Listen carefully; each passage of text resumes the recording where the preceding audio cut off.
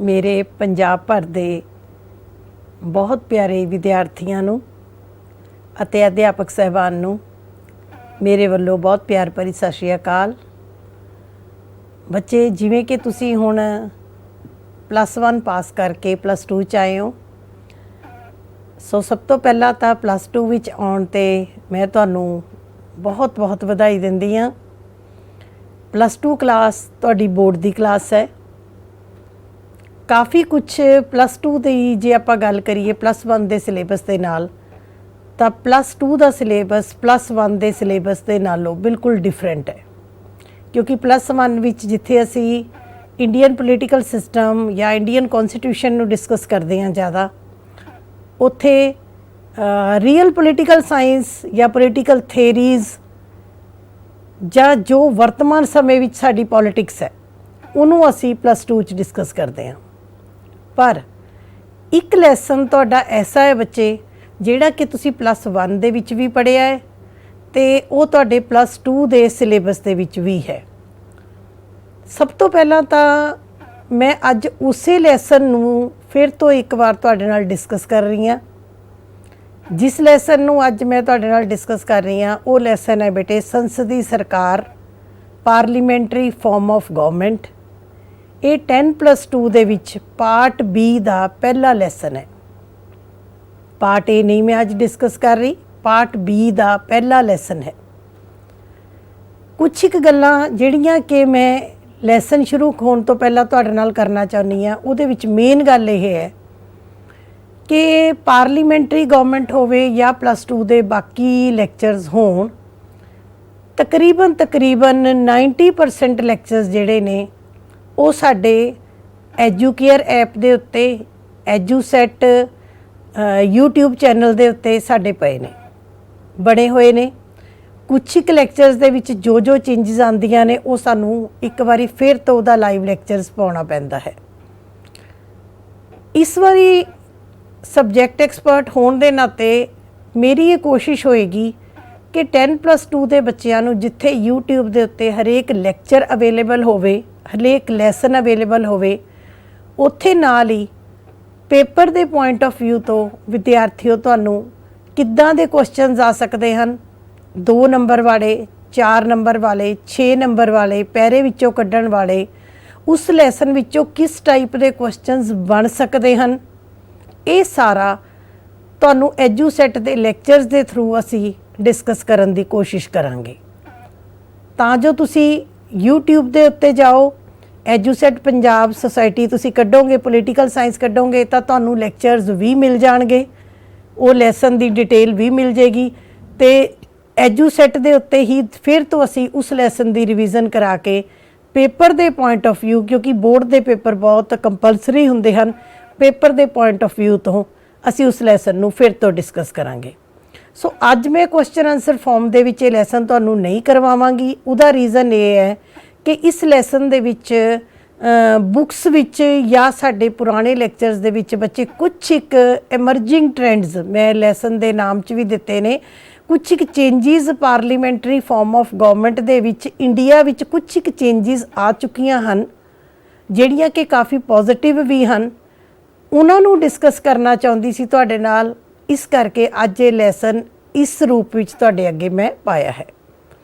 ਦੂਸਰੀ ਗੱਲ, ਅਧਿਆਪਕ ਸਹਿਬਾਨ ਅੱਗੇ ਵੀ ਮੇਰੀ ਬੇਨਤੀ ਹੈ ਅਤੇ ਬੱਚਿਓ ਤੁਹਾਡੇ ਅੱਗੇ ਵੀ ਮੇਰੀ ਬੇਨਤੀ ਹੈ ਕਿ ਜਦੋਂ ਤੁਸੀਂ ਪਾਰਲੀਮੈਂਟਰੀ ਗਵਰਨਮੈਂਟ ਦੇ ਉੱਤੇ ਲੈਸਨ ਐਜੂਕੇਅਰ ਐਪ ਦੇ ਉੱਤੇ ਜਾਂ ਐਜੂਸੈਟ ਪੰਜਾਬ YouTube ਚੈਨਲ 'ਤੇ ਦੇਖੋਗੇ ਜਾਂ ਤੁਸੀਂ ਪਰਸਨਲੀ ਮੇਰੇ ਚੈਨਲ 'ਤੇ ਵੀ ਦੇਖੋਗੇ, ਤਾਂ ਪਾਰਲੀਮੈਂਟਰੀ ਫਾਰਮ ਆਫ ਗਵਰਨਮੈਂਟ ਦੇ ਉੱਤੇ ਤੁਹਾਨੂੰ 2-3 ਲੈਕਚਰਸ ਜ਼ਰੂਰ ਮਿਲ ਜਾਣਗੇ।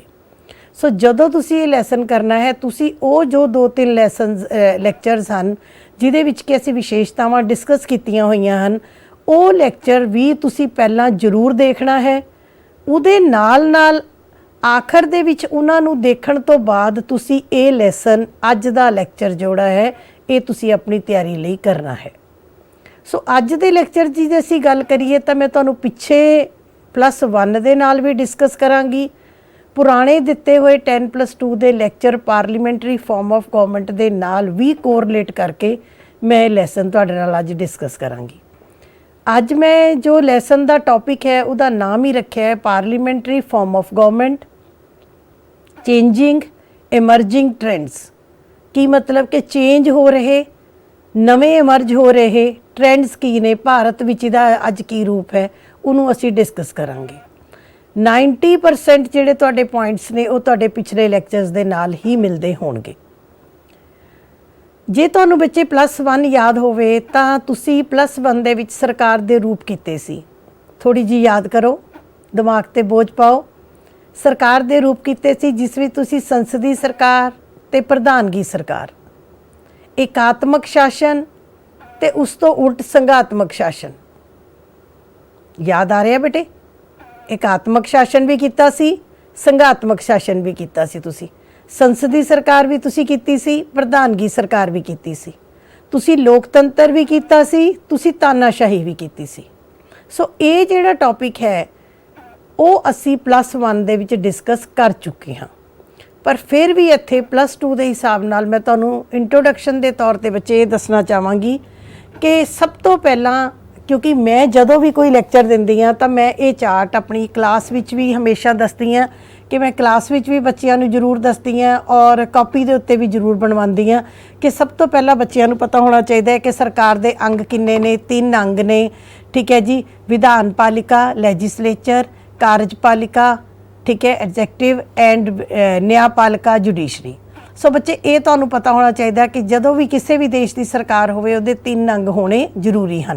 विधान पालिका जो कानून बनाउंदी है, कार्यपालिका जो बने हुए कानूनां नूं इनफोर्स करती है, लागू करती है, ते जुडिशरी का काम हुंदा है झगड़ियां दा निपटारा करना। लागू होए कानूनां संबंधी जे कोई व्याख्या होवे, कोई झगड़ा होवे, कोई व्याख्या करन दी लोड़ होवे, स्पष्टीकरण दी लोड़ होवे तां साडी जुडिशरी स्पष्टीकरण दिंदी है। सो सरकार दे अंग 3 ही रहणगे, चाहे आपां सेंटर गवर्नमेंट दी गल करिए, चाहे असी स्टेट गवर्नमेंट दी गल करिए, चाहे असी भारत दी गल करिए, चाहे अमेरिका दी गल करिए, चाहे असी पाकिस्तान दी गल करिए। सरकार दे अंग हमेशा 3 ही हुंदे हन। कोई कानून बनाउण दा काम करदा है, फिर बने कानूनां नूं लागू कीता जांदा है ते उन्हां दी व्याख्या अते रखिया कीती जांदी है। सो अगली गल, जदों असी संसदी सरकार की गल करते हाँ तो संसदी सरकार दे विच जदों इसके बच्चे क्वेश्चन आंसर्स पावांगी मैं उत्थे भी डिस्कस करांगी। पहली गल तुसीं याद रखनी है कि भारत विच संसदी शासन प्रणाली नूं अपनाया गया है। किस शासन प्रणाली नूं? संसदी शासन प्रणाली नूं तुसीं बुलेट पॉइंट भी लिख सकते हो, अपनाया गया है। दूसरी गल, भारत ने संसदी सरकार का ढांचा किस देश तो लिया? तो उसका जवाब है भारत ने संसदी सरकार का ढांचा इंग्लैंड तो लिया, बरतानिया तो लिया। कई बच्चे बरतानिया तो इंग्लैंड में कन्फ्यूज होंगे ने। बरतानिया विसे का नाम है, इंग्लैंड का। तीसरा क्वेश्चन जिहड़ा कि तुहानूं +2 च भी आ सकता है कि भारत ने संसदी ढांचा ही क्यों अपनाया? भारत प्रधानगी ढांचा भी अपना सकता सी, पर भारत ने संसदी ढांचा ही क्यों अपनाया? तो बच्चे उस गल का जवाब ये है कि अंग्रेज़ां ने, इंग्लैंड वालियां ने, बरतानिया वालियां ने 200 साल तक भारत उत्ते राज किया। इंग्लैंड दे विच संसदी ढांचा पार्लीमेंटरी फॉर्म ऑफ गवर्नमेंट चल रही सी। जिहड़ा उन्होंने साडे उत्ते राज किया वो भी उन्होंने संसदी ढांचे दे अकॉर्डिंग ही किया। सो पहली गल तो क्योंकि भारत विच संसदी ढांचा आज़ादी तो पहला चल रहा सी, सानू उस चीज़ का साडे देश नूं तजर्बा सी।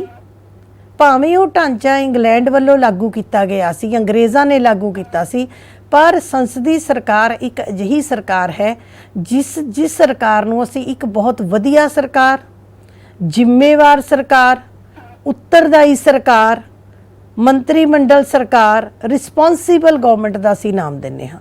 सो संसदी सरकार दे गुणा करके, दूसरा साडा पिछोकड़ लंबे समय तो संसदी सरकार के तजर्बे कारण, इस करके भारत ने आज़ादी तो बाद भी प्रधानगी ढांचे की बजाय संसदी ढांचे नूं अपनाउण दा फैसला लिया।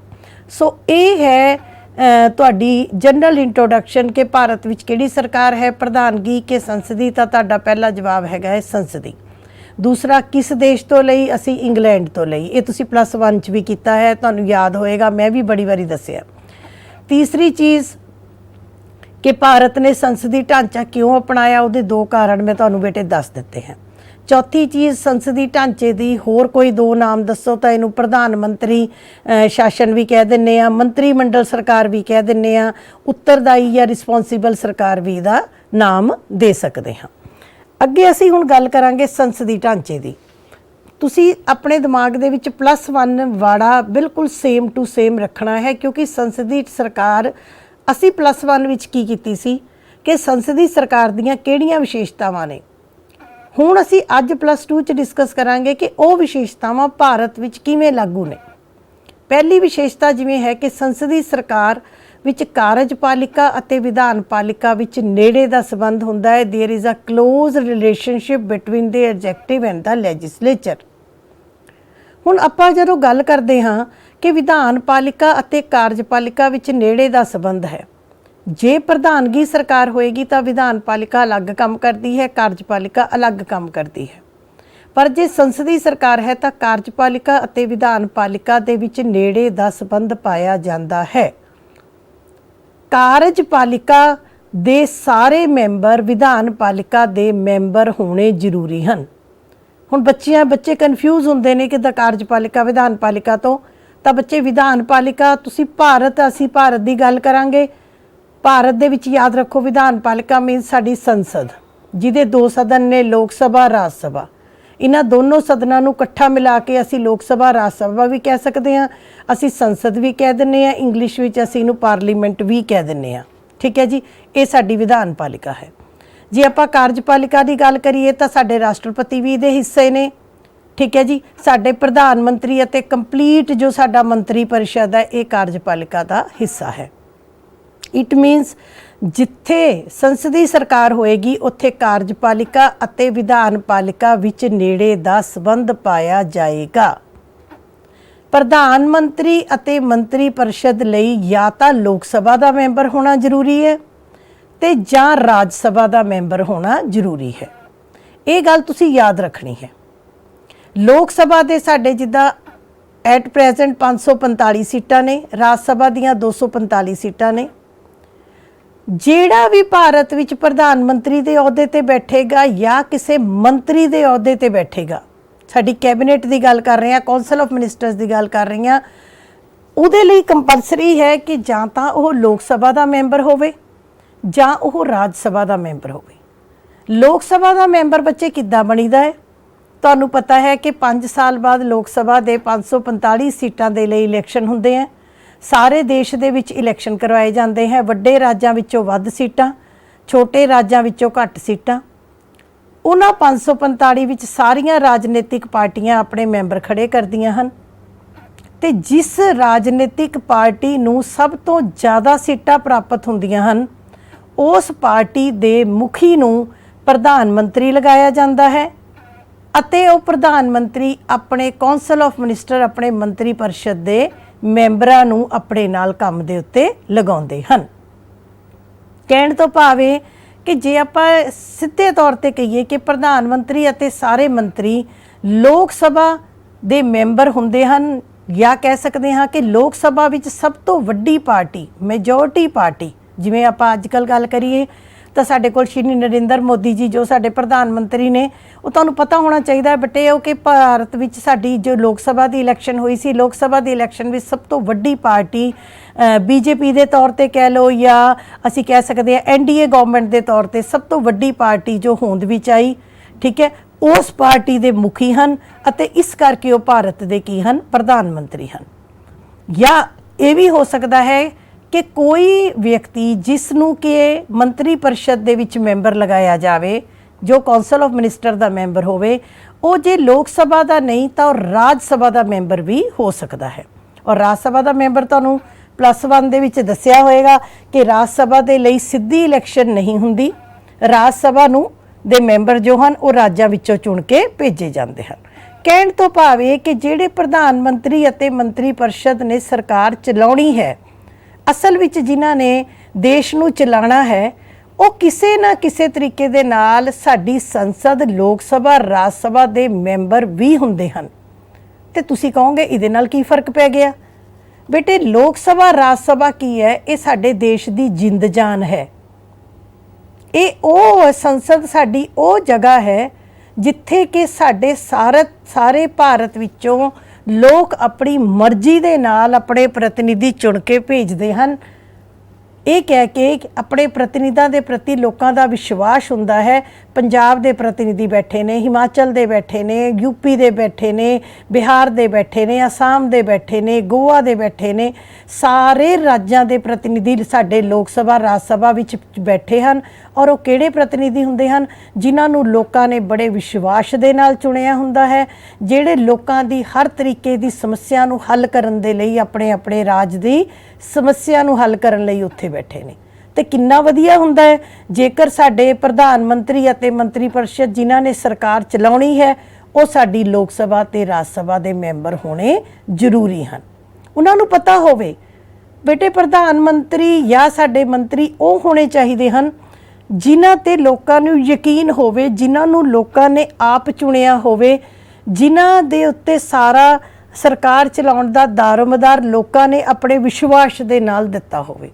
ਇਸੇ ਕਰਕੇ ਜਦੋਂ ਪ੍ਰਧਾਨ ਮੰਤਰੀ ਦੇ ਅਹੁਦੇ ਤੇ ਲਗਾਇਆ ਜਾਂਦਾ ਹੈ ਜਾਂ ਪ੍ਰਧਾਨ ਮੰਤਰੀ ਮੰਤਰੀ ਪਰਿਸ਼ਦ ਬਣਦੀ ਹੈ ਤਾਂ ਕਿਹੜੀ ਪਾਰਟੀ ਵਿੱਚੋਂ ਬਣਦੀ ਹੈ? ਉਸ ਪਾਰਟੀ 'ਚੋਂ ਜਿਸ ਪਾਰਟੀ ਨੂੰ ਸਭ ਤੋਂ ਵੱਧ ਲੋਕਾਂ ਨੇ ਚੁਣ ਕੇ ਜਿਤਾ ਕੇ ਭੇਜਿਆ ਹੈ, ਜਿਸ ਪਾਰਟੀ ਦੀਆਂ ਸਭ ਤੋਂ ਜ਼ਿਆਦਾ ਸੀਟਾਂ ਹੁੰਦੀਆਂ ਹਨ, ਉਸੇ ਪਾਰਟੀ ਦੇ ਵਿੱਚੋਂ ਪ੍ਰਧਾਨ ਮੰਤਰੀ ਅਤੇ ਮੰਤਰੀ ਪਰਿਸ਼ਦ ਦਾ ਨਿਰਮਾਣ ਕੀਤਾ ਜਾਂਦਾ ਹੈ। ਕਿੰਨੀ ਅੱਛੀ ਗੱਲ ਹੈ ਕਿ ਸਾਡੇ ਪ੍ਰਧਾਨ ਮੰਤਰੀ, ਸਾਡੇ ਮੰਤਰੀ ਜੋ ਸਾਡੇ ਲਈ ਦੇਸ਼ ਚਲਾ ਰਹੇ ਹਨ, ਉਹਨਾਂ ਨੂੰ ਚੁਣਨ ਦਾ ਅਧਿਕਾਰ ਸਾਡੇ ਕੋਲ ਹੈ। ਅਸੀਂ ਉਹਨਾਂ ਨੂੰ ਚੁਣ ਕੇ ਭੇਜਿਆ ਹੈ and they are responsible towards ਅਸ। ਉਹ ਸਾਡੇ ਪ੍ਰਤੀ ਜ਼ਿੰਮੇਵਾਰ ਹਨ। ਸੋ ਇਸ ਦੇ ਵਿੱਚ ਇੱਕ ਐਗਜ਼ਾਮਪਲ ਵੀ ਮੈਂ ਦਿੱਤੀ ਹੋਈ ਹੈ। ਉਹ ਤੁਸੀਂ ਪਿਛਲੇ ਲੈਕਚਰ ਦੇ ਵਿੱਚ ਮੈਂ ਇੱਕ ਐਗਜ਼ਾਮਪਲ ਦਿੱਤੀ ਹੋਈ ਕਿ ਪਾਰਟੀ ਦੀ ਏ ਪਾਰਟੀ, ਬੀ ਪਾਰਟੀ, ਉਹ ਤੁਸੀਂ ਬੱਚੇ ਪਿਛਲੇ ਲੈਕਚਰ 'ਚ ਜ਼ਰੂਰ ਦੇਖ ਲੈਣਾ। ਮੈਂ ਬਾਰ-ਬਾਰ ਕਹਿ ਰਹੀ ਹਾਂ ਕਿ ਇਹ ਲੈਕਚਰ ਨਵਾਂ ਨਹੀਂ ਹੈ, ਪਹਿਲਾਂ ਵੀ 2-3 ਲੈਕਚਰਸ ਆ ਚੁੱਕੇ ਨੇ, ਬਟ ਤੁਸੀਂ ਉਹਨਾਂ 2-3 ਲੈਕਚਰਸ ਨੂੰ ਦੇਖਣ ਤੋਂ ਬਾਅਦ ਇਸ ਲੈਕਚਰ ਨੂੰ ਦੇਖਣਾ ਹੈ। ਦੂਸਰੀ ਚੀਜ਼ ਆ ਗਈ ਕਿ ਜਦੋਂ ਵੀ ਸੰਸਦੀ ਸਰਕਾਰ ਹੋਏਗੀ ਉਹਦੇ ਵਿੱਚ ਜੋ ਸਾਡੀ ਕਾਰਜਪਾਲਿਕਾ ਹੈ ਇਹ 2 ਤਰ੍ਹਾਂ ਦੀ ਹੁੰਦੀ ਹੈ। ਨੰਬਰ 1 ਨਾਮਾਤਰ ਨੋਮੀਨਲ, ਦੂਸਰੀ ਅਸਲ ਰੀਅਲ। ਠੀਕ ਹੈ, ਨਾਮਾਤਰ ਕਾਰਜਪਾਲਿਕਾ ਅਤੇ ਅਸਲ ਕਾਰਜਪਾਲਿਕਾ। ਹੁਣ ਨਾਮਾਤਰ ਕਾਰਜਪਾਲਿਕਾ ਤੁਹਾਨੂੰ ਮੈਨੂੰ ਲੱਗਦਾ 1 ਮਿੰਟ 'ਚ ਬੱਚਿਆਂ ਨੂੰ +1 'ਚ ਹੋਰ ਕੁਝ ਯਾਦ ਹੁੰਦਾ ਸੀ ਕਿ ਨਹੀਂ, ਪਰ ਇਹ ਜ਼ਰੂਰ ਯਾਦ ਹੁੰਦਾ ਸੀ ਕਿ ਨਾਮਾਤਰ ਕਾਰਜਪਾਲਿਕਾ ਕੌਣ ਹੈ ਜੀ? President of India. ਠੀਕ ਹੈ, ਅਸਲ ਕਾਰਜਪਾਲਿਕਾ ਕੌਣ ਹੈ ਜੀ ਬੇਟੇ? Prime minister of India. So ਸੰਸਦੀ ਸਰਕਾਰ ਇਹ ਕਹਿੰਦੀ ਹੈ ਕਿ ਕਾਰਜਪਾਲਿਕਾ 2 ਤਰ੍ਹਾਂ ਨਾਲ ਕੰਮ ਕਰੇਗੀ, ਇੱਕ ਸਾਡੀ ਨਾਮਾਤਰ ਕਾਰਜਪਾਲਿਕਾ ਤੇ ਇੱਕ ਸਾਡੀ ਅਸਲੀ ਕਾਰਜਪਾਲਿਕਾ। ਸਾਡੇ ਦੇਸ਼ ਦੇ ਮੁਖੀ ਮੰਨਿਆ ਜਾਂਦਾ ਹੈ ਪ੍ਰੈਜ਼ੀਡੈਂਟ ਆਫ ਇੰਡੀਆ ਨੂੰ। ਭਾਰਤ ਦੇ ਰਾਸ਼ਟਰਪਤੀ ਨੂੰ ਦੇਸ਼ ਦੇ ਮੁਖੀ ਮੰਨਿਆ ਜਾਂਦਾ ਹੈ। ਸਾਰਾ ਦੇਸ਼ ਦਾ ਸ਼ਾਸਨ ਇਹਨਾਂ ਦੇ ਨਾਮ ਤੇ ਹੀ ਚਲਾਇਆ ਜਾਂਦਾ ਹੈ। ਪਰ ਰਾਸ਼ਟਰਪਤੀ ਨੂੰ ਚੁਣਨ ਦਾ ਅਧਿਕਾਰ ਸਿੱਧੇ ਤੌਰ ਤੇ ਲੋਕਾਂ ਕੋਲ ਨਹੀਂ ਹੈ। ਤੁਸੀਂ +1 ਕਰ ਚੁੱਕੇ ਹੋ। ਰਾਸ਼ਟਰਪਤੀ ਨੂੰ ਲੋਕ ਨਹੀਂ ਚੁਣਦੇ। ਰਾਸ਼ਟਰਪਤੀ ਨੂੰ ਲੋਕ ਸਭਾ, ਰਾਜ ਸਭਾ, ਸਾਡੇ ਰਾਜਾਂ ਦੀਆਂ ਵਿਧਾਨ ਸਭਾਵਾਂ ਦੁਆਰਾ ਚੁਣਿਆ ਜਾਂਦਾ ਸੀ, ਚੁਣਿਆ ਜਾਂਦਾ ਹੈ। ਕਿਉਂ? ਤੁਸੀਂ +1 'ਚ ਪੜ੍ਹਿਆ। ਪਰ ਜਿਹੜੇ ਪ੍ਰਧਾਨ ਮੰਤਰੀ ਹੈ ਉਹਨਾਂ ਨੂੰ ਕੌਣ ਚੁਣਦੇ ਨੇ? ਭਾਰਤ ਦੇ ਲੋਕ ਸਿੱਧੇ ਤੌਰ ਦੇ ਉੱਤੇ ਚੁਣਦੇ ਨੇ।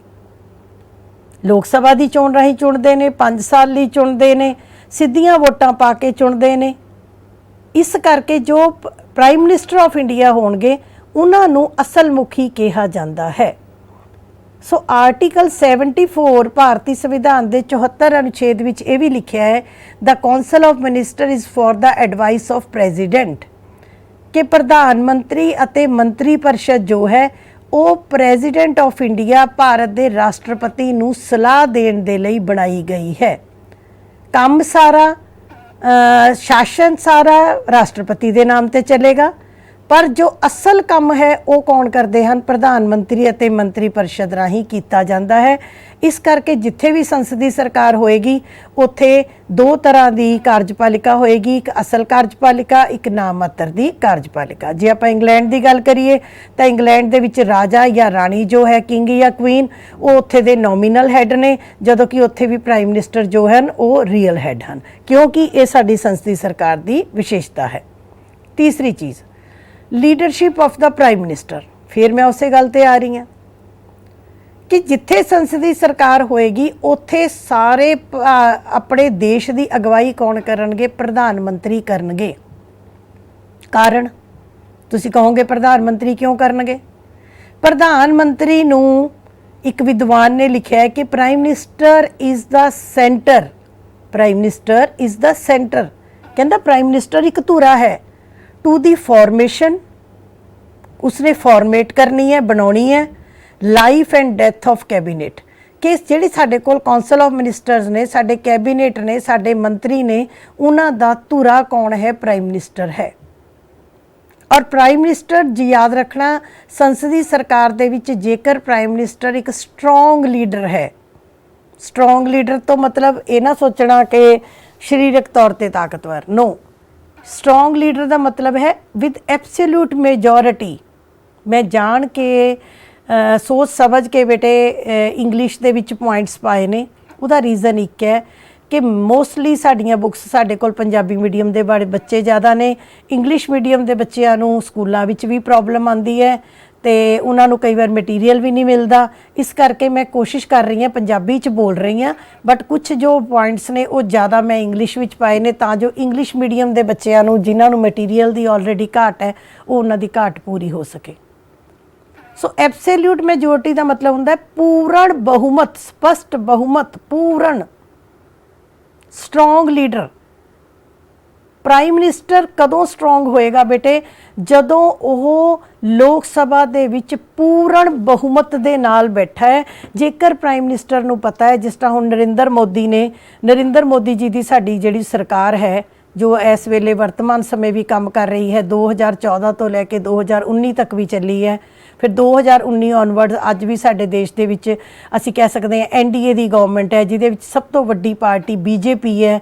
तो श्री नरेंद्र मोदी जी जिहड़े हन BJP दे मुखी हन और 303 सीटां अपनियां ते टोटल 353 सीटां, 545 चो 353 सीटां दे उत्ते इन्हां दी मेजोरिटी, इन्हां दा बहुमत कायम है। सो जिस प्रधानमंत्री दे कोल एब्सोल्यूट मेजोरिटी होएगी, पूर्ण बहुमत होएगा, पूरी अपनी टीम होएगी, सारे मैंबरस उसे दी पार्टी दे या उसदे विचारां दे नाल सहमत होणगे, वो प्राइम मिनिस्टर बड़ी वधिया तरीके दे नाल देश की वागडोर संभाल सकता है, कानूनां नूं लागू कर सकता है, अपने फैसलियां नूं लागू कर सकता है। ठीक है, अगे असीं थोड़ी जी ये भी डिस्कस करांगे कि जे प्राइम मिनिस्टर ही कमज़ोर होएगा, पार्टी दी उहदी बहुमत नहीं होएगा, तां उत्थे संसदी सरकार लई खतरा पै जांदा है। पर इस वेले भारत दे लई ये खुशी दी गल है कि साडे कोल जो प्राइम मिनिस्टर है भारत दे विच, जे संसदी सरकार दी गल करिए तां ओह एक मजबूत प्राइम मिनिस्टर दे तौर ते काम कर रहे हैं। अगली गल, कोलैक्टिव एंड इंडिविजुअल रिस्पोंसिबिलिटी। दो तरह की व्यक्तिगत अते सांझी जिम्मेवारी। मैनू लगता है कि जिवें जिवें मैं करवा रही हाँ तुहानूं +1 याद आ जानी चाहिए है। सब तो पहला असी गल करांगे सांझी जिम्मेवारी की, कोलैक्टिव रिस्पोंसिबिलिटी। इनू थोड़ी जी ठीक करना चाहिए सी, वैसे हैडिंग के अकॉर्डिंग सांझी अते व्यक्तिगत जिम्मेवारी, कोलैक्टिव मैंने सांझी याद रखना बच्चे, इनू ठीक कर लेना। कोलैक्टिव का मतलब होंदा सांझी जिम्मेवारी। एक संसदी सरकार के बारे गल कही जाती है कि ministers sink and swim together, कि संसदी सरकार दे विच सारे मंत्री इकट्ठे ही तैरते हैं अते इकट्ठे ही डुबते हैं। जदों डुबते हैं तां भी इकट्ठे, तो जदों मंत्री तैरते हैं तां भी इकट्ठे। की मतलब, जिन्नी देर तक सरकार चलती है तो सारिਆਂ ਲਈ चलती है, तो जदों सरकार टुटती है तो सारे मंत्री डुब जाते हैं, सारे मंत्रियों ਲਈ ही वो सरकार टुट जाती है।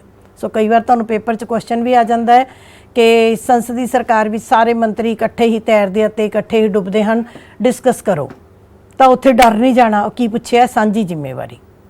सांझी जिम्मेवारी मीनस कि जो साडे prime minister and council of ministers है वो अपने हरेक काम दे लई लोक सभा नूं जिम्मेवार हन, संसद प्रति जिम्मेवार हन।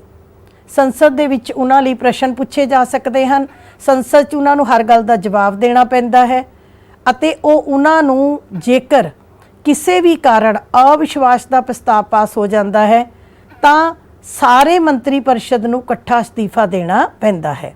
ਜਿਵੇਂ ਕਿ 1990 96 97 99 ਚ ਆਈ ਕੇ ਗੁਜਰਾਲ, ਵੀਪੀ ਸਿੰਘ, ਦੇਵਗੌੜਾ, ਅਟਲ ਬਿਹਾਰੀ ਵਾਜਪਾਈ, ਇਹ ਕਈ ਸਾਡੇ ਕੋਲ ਐਗਜ਼ਾਮਪਲਸ ਨੇ ਜਿਹੜੀਆਂ ਸਰਕਾਰਾਂ ਨੂੰ 5 ਸਾਲ ਤੋਂ ਪਹਿਲਾਂ ਹੀ ਅਵਿਸ਼ਵਾਸ ਦੇ ਪ੍ਰਸਤਾਵ ਦੇ ਰਾਹੀਂ ਭੰਗ ਹੋ ਗਈਆਂ ਤੇ ਉਹਨਾਂ ਨੂੰ ਸਾਂਝੀ ਜ਼ਿੰਮੇਵਾਰੀ ਕਾਰਨ ਪੂਰੇ ਦੇ ਪੂਰੇ ਮੰਤਰੀ ਮੰਡਲ ਨੂੰ ਅਸਤੀਫਾ ਦੇਣਾ ਪਿਆ।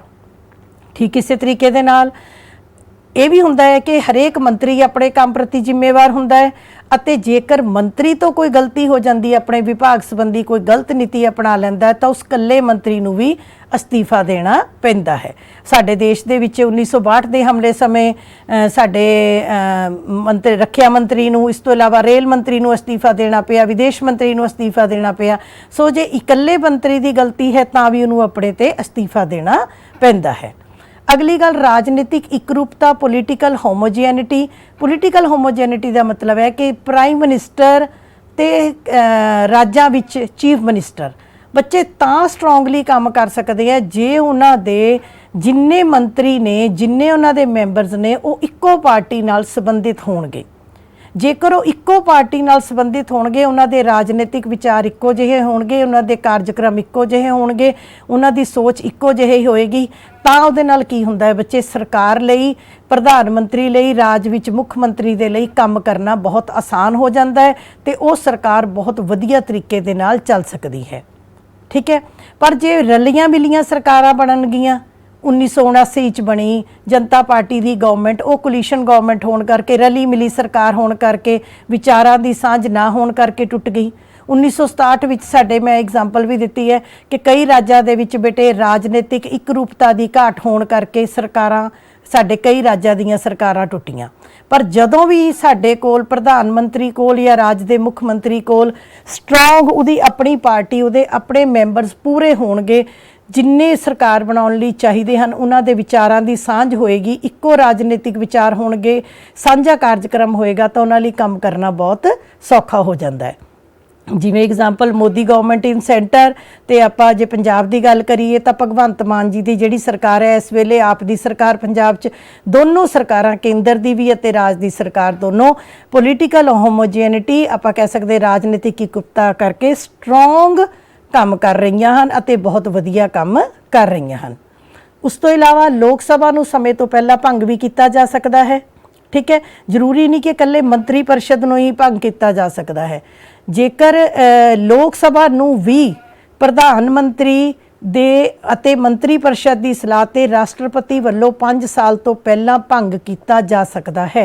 ਇਹ ਤੁਹਾਨੂੰ ਕੁਐਸਚਨ ਵੀ ਆ ਜਾਂਦਾ ਹੈ ਕਿ ਲੋਕ ਸਭਾ ਨੂੰ ਕੌਣ ਭੰਗ ਕਰ ਸਕਦਾ ਹੈ, ਤਾਂ ਕੌਣ ਭੰਗ ਕਰ ਸਕਦਾ ਹੈ, ਰਾਸ਼ਟਰਪਤੀ ਕਿਹਦੇ ਕਹਿਣ ਤੇ, on the recommendation of the prime minister and the council of ministers. ਔਰ ਭਾਰਤ ਵਿੱਚ ਇਹ ਬਹੁਤ ਵਾਰ ਹੋਇਆ ਹੈ, 1971, 77, 84, 91, 97, ਹੋ ਸਕਦਾ 2-4 ਸਾਲ ਲੋਕ ਸਭਾ ਮੈਂ ਨਾ ਵੀ ਲਿਖੀਆਂ ਹੋਣ, ਬਹੁਤ ਵਾਰੀ ਇਹ ਹੋਇਆ ਕਿ 5 ਸਾਲ ਤੋਂ ਪਹਿਲਾਂ ਵੀ ਲੋਕ ਸਭਾ ਨੂੰ ਭੰਗ ਕਰ ਦਿੱਤਾ ਗਿਆ ਹੈ। ਬਟ ਇਹ ਇੱਕ ਮਾੜੀ ਪ੍ਰਥਾ ਹੈ। ਜੇਕਰ ਅਜਿਹਾ ਹੁੰਦਾ ਹੈ ਤਾਂ ਉਹਦੇ ਨਾਲ ਕੀ ਹੈ, ਦੇਸ਼ ਦੇ ਧਨ ਦਾ, ਸਮੇਂ ਦਾ ਤੇ ਦੇਸ਼ ਦੇ ਰਿਸੋਰਸਿਸ ਦਾ ਬਹੁਤ ਜ਼ਿਆਦਾ ਨੁਕਸਾਨ ਹੁੰਦਾ ਹੈ, ਕਿਉਂਕਿ ਸਮੇਂ ਤੋਂ ਪਹਿਲਾਂ ਜੇ ਲੋਕ ਸਭਾ ਭੰਗ ਹੋ ਗਈ ਤਾਂ ਦੁਬਾਰਾ ਚੋਣਾਂ ਹੋਣਗੀਆਂ, ਦੁਬਾਰਾ ਸਾਰਾ ਇੰਤਜ਼ਾਮ ਕਰਨਾ ਪਏਗਾ, ਫਿਰ ਤੋਂ ਦੇਸ਼ ਦਾ ਪੈਸਾ ਲੱਗੇਗਾ ਅਤੇ ਦੇਸ਼ ਦੇ ਸਾਰੇ ਸੋਰਸਿਸ ਦਾ ਵੀ ਨਾਸ਼ ਹੋਏਗਾ ਅਤੇ ਰਾਜਨੀਤੀ ਦੇ ਉੱਤੇ ਵੀ ਮਾੜਾ ਪ੍ਰਭਾਵ ਪੈਂਦਾ ਹੈ। ਪਰ ਇਹ ਖੁਸ਼ੀ ਦੀ ਗੱਲ ਹੈ ਕਿ ਹੁਣ ਕਾਫੀ ਸਮੇਂ ਤੋਂ ਸਟਰੋਂਗ ਗਵਰਨਮੈਂਟ ਹੋਣ ਕਰਕੇ, ਰਾਜਨੀਤਿਕ ਇਕਰੂਪਤਾ ਹੋਣ ਕਰਕੇ ਇਹ ਪੱਖ ਸਾਡੇ ਸਾਹਮਣੇ ਨਹੀਂ ਆ ਰਿਹਾ। ਉਸ ਤੋਂ ਅਗਲੀ ਗੱਲ, ਮੰਤਰੀ ਪਰਿਸ਼ਦ ਦਾ ਨਿਸ਼ਚਿਤ ਆਕਾਰ। ਛੋਟਾ ਜਿਹਾ ਕੁਐਸਚਨ ਆ ਜਾਂਦਾ ਕਿ ਮੰਤਰੀ ਪਰਿਸ਼ਦ ਵਿੱਚ ਕਿੰਨੇ ਮੈਂਬਰ ਹੋਣੇ ਚਾਹੀਦੇ ਨੇ, ਤਾਂ ਯਾਦ ਰੱਖਣਾ ਹੈ ਕਿ 91st ਅਮੈਂਡਮੈਂਟ ਨੇ ਇਹ ਗੱਲ ਕਹੀ ਕਿ ਟੋਟਲ ਜਿੰਨੇ ਲੋਕ ਸਭਾ ਦੇ ਟੋਟਲ ਮੈਂਬਰ ਨੇ ਉਹਦਾ 15% ਹਿੱਸਾ ਜਿਹੜੇ ਹਨ, ਤਕਰੀਬਨ 82 ਦੇ ਕਰੀਬ ਮੈਂਬਰ ਪ੍ਰਧਾਨ ਮੰਤਰੀ ਦੀ ਮੰਤਰੀ ਪਰਿਸ਼ਦ ਵਿੱਚ ਹੋ ਸਕਦੇ ਹਨ। ਇਹ ਤੁਹਾਡਾ ਛੋਟਾ 2 ਨੰਬਰ ਦਾ ਕੁਐਸਚਨ ਹੈ। ਉਸ ਤੋਂ ਇਲਾਵਾ ਬੇਟੇ ਕਈ ਵਾਰੀ ਕੀ ਹੁੰਦਾ ਹੈ, ਜਿਹੜੀ ਸਰਕਾਰ ਨੂੰ ਆਪਣੇ ਮੈਂਬਰ ਪੂਰੇ ਨਹੀਂ ਹੁੰਦੇ, ਉਹਨਾਂ ਨੂੰ ਸਰਕਾਰ ਬਣਾਉਣ ਦੇ ਲਈ ਉਹਨੂੰ ਬਾਕੀ ਪਾਰਟੀਆਂ ਤੋਂ ਸਮਰਥਨ ਲੈਣਾ ਪੈਂਦਾ। ਉਹਨੂੰ ਕਹਿੰਦੇ ਆ ਘੱਟ ਗਿਣਤੀ ਦੀ ਸਰਕਾਰ ਨੂੰ ਬਾਹਰੋਂ ਸਮਰਥਨ ਲੈਣਾ। ਜਦੋਂ ਵੀ ਅਜਿਹੀ ਸਰਕਾਰ ਹੋਏਗੀ ਤਾਂ ਇਹਨੂੰ ਆਪਾਂ ਕੋਲੀਸ਼ਨ ਗਵਰਨਮੈਂਟ, ਮਿਲੀ ਜੁਲੀ ਸਰਕਾਰ ਕਵਾਂਗੇ। ਤੇ ਇਹ ਮਿਲੀ ਜੁਲੀ ਸਰਕਾਰ, ਮੈਂ ਤੁਹਾਨੂੰ ਪਹਿਲਾਂ ਦੱਸਦਾ ਕਿ ਜਦੋਂ ਪ੍ਰਧਾਨ ਮੰਤਰੀ ਨੂੰ ਬਾਕੀਆਂ, ਆਪਣੀ ਪਾਰਟੀ ਤੋਂ ਇਲਾਵਾ ਬਾਕੀਆਂ ਤੋਂ ਸਮਰਥਨ ਲੈਣਾ ਪਿਆ ਤਾਂ ਉਹ ਸਰਕਾਰ ਕਦੇ ਵੀ ਸਟਰੋਂਗ ਨਹੀਂ ਹੋਏਗੀ, ਵੀਕ ਐਡਮਿਨਿਸਟ੍ਰੇਸ਼ਨ ਹੋਏਗਾ। ਸਾਡੇ ਭਾਰਤ ਦੇ ਵਿੱਚ कई एग्जाम्पल्स 11वीं एग्जाम्पल दी है लोक सभा की, 14वीं 15वीं डॉक्टर मनमोहन सिंह जी की यूपीए की सरकार। ये बेटे घट गिणती सरकार अजिहियां सन जिन्होंने बाकियां पार्टियां वालों समर्थन लैण करके कमज़ोर सरकारां साबित होईयां। अगली गल आपां हुण असीं गल करांगे न्यू ट्रेंड्स की कि इस वेले साडी संसदी सरकार दे विच भारत विच किहड़े नवे ट्रेंड सामने आए ने। ये तकरीबन 2014 तो ट्रेंड चेंज होया है, जदों तो श्री नरेंद्र मोदी जी की जो सरकार है वो भारत विच सेंटर दे विच होंद विच आई है। 2014 तो लैके 2019 तो बाद जिहड़ी मौजूदा समय तक सरकार चल रही है, ये बच्चे इनू सरकार नूं आपां ये जरूर कहांगे कि संसदी ढांचे के मुताबक ये एक मजबूत सरकार है। क्यों मजबूत ने? क्योंकि मैं तुहानूं पहलां दस के हटी हां कि इन्हां दे लोक सभा दे विच जिन्ना बहुमत जिन्ने सीटां होणीआं चाहीदियां उहदे नालों भी इन्हां दीयां सीटां काफ़ी ज़्यादा ने। इस वेले भी जो सरकार बैठी है 353 सीटां उन्हां दीयां 545 विचों अपणीआं ने, जिस करके ये सरकार एक मजबूत सरकार है 2014 विच भी अते 2019 विच भी। मजबूत सरकार होने करके प्रधानमंत्री की स्थिति बहुत मजबूत है। उन्हां दी अपनी पार्टी दे बंदे ने सारे, उन्हां नूं बाहरों समर्थन लैण दी लोड़ नहीं, उन्हां नूं किसी तरीके की किसी होर पार्टी की लोड़ नहीं, उन्हां दी किसी गल दे विच कोई विरोध या कंट्रोवर्सी नहीं हुंदी। कानून पास करने उन्हां लई सौखे ने, फैसले लैणे सौखे ने, अपने फैसलिਆਂ नूं इंप्लीमेंट करना सौखा है। सो ये मतलब लोक सभा भी साडे कोल स्ट्रोंगली 5 साल तक चल रही है। प्रधानमंत्री अते मंत्री परिषद भी 5 साल की अपनी टर्म जिहड़ी है वो स्ट्रोंगली पूरे कर रहे हैं। सो ये भारत की संसदी, जे आपां संसदी ढांचे की गल करिए तो भारत के लिए बच्चे ये एक चंगी चीज़ है। ठीक इस तरीके दे नाल मैं इत्थे एग्जाम्पल जरूर देवांगी कि पंजाब दे विच भी जिहड़ी इस वेले साडी आप दी श्री भगवंत मान जी की सरकार चल रही है, आप पार्टी की, वो भी एक स्ट्रोंग सरकार है। ਉਹਦੇ ਪਿੱਛੇ ਰੀਜ਼ਨ ਇਹ ਹੈ कि ਉਹਨਾਂ ਦੀਆਂ भी 117 ਦੇ ਵਿੱਚੋਂ 92 ਦੇ ਕਰੀਬ 92 ਉਹਨਾਂ ਦੀਆਂ ਆਪਣੀਆਂ ਸੀਟਸ ਨੇ। तो विरोधी पार्टी वैसे संसदी सरकार दे विच विरोधी पार्टी का स्ट्रोंग होना बहुत जरूरी है, पर साडे लई अज भारत लई ये दुख की गल है कि साडे कोल प्रधानमंत्री अते मंत्री परिषद, राज दे विच मुख मंत्री अते मंत्री परिषद तां साडी मजबूत है, पर विरोधी पार्टी जिहड़ी स्ट्रोंग ओपोजिशन पार्टी है उसकी घाट पाई जा रही है। जे आपां कांग्रेस की गल करिए, केंद्र दे विच भी कांग्रेस उन्नियां सीटां प्राप्त नहीं कर सकी जिन्नियां कि विरोधी पार्टी नूं जो प्राप्त करनियां जरूरी हुंदियां हन। ठीक इस तरीके दे नाल पंजाब दे विच इस वेले भी एक स्ट्रोंग विरोधी पार्टी की कमी पाई जा रही है। पर याद रखना, संसदी सरकार उदों वधिया तरीके दे नाल चलेगी जेकर साडी सरकार भी वधिया है, प्रधानमंत्री अते मंत्री परिषद भी स्ट्रोंग है अते साडा विरोधी पार्टी भी स्ट्रोंग है। ठीक है। सो विरोधी पार्टी दी जो स्ट्रोंग ना होना, इहदे नाल कई बारी सरकार अपनी मनमर्जी करन ते उतर जाती है। सरकार अपने फैसले निरकुंशता दे नाल लागू करती है। इस चीज़ की भारत विच घाट पाई जा रही है जे असीं नवे ट्रेंड्स की गल करिए। पर जे आपां संसदी सरकार की कार्यपालिका ते विधानपालिका च नेड़े दा संबंध, मजबूत प्रधानमंत्री, लोक सभा का निश्चित कार्यकाल, मंत्री परिषद का निश्चित कार्यकाल, या राजनीतिक एकरूपता या स्ट्रोंग डिसीजन, इन्हां सारियां तत्तां की गल करांगे तो मेरे हिसाब दे नाल नवे ट्रेंड्स दे विच भारत दे विच संसदी ढांचा बहुत वधिया तरीके दे नाल चल रहा है। ये साडे लई बड़ी खुशी की गल है। एक बारी फिर मैनू लगता है कि ये लैसन मैं रिपीट कर रही हाँ, पहले लैक्चरस देखण तो बाद, अपने अध्यापकों तो पढ़न तो बाद बच्चे तुसी इस लैसन नू एक एक्सट्रा लैसन के तौर दे उत्ते करना है। सो असी क्वेश्चनस भी डिस्कस करांगे। उम्मीद करती हाँ कि तुहानू ये लैक्चर अज दा पसंद आया होएगा। किसी भी गलती के लिए माफ़ी चाहुंदी हाँ।